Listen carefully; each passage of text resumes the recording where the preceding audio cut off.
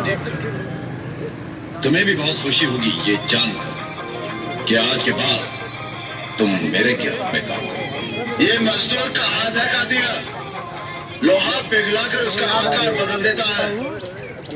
ये ताकत खून पसीने से कमाई हुई रोटी की है।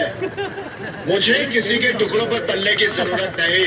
कीड़े मकोड़ों की तरह गली में रेंगने से बेहतर है यहाँ मर्दों में रहो, शेर की तरह। पिंजरे में आकर शेर भी कुत्ता बन जाता है कातिया। तू चाहता है कि मैं तेरे यहाँ कुत्ता बनकर रहूं? तू कहे तो भौंकूं, तू कहे तो काटूं। ऐसा ही समझो।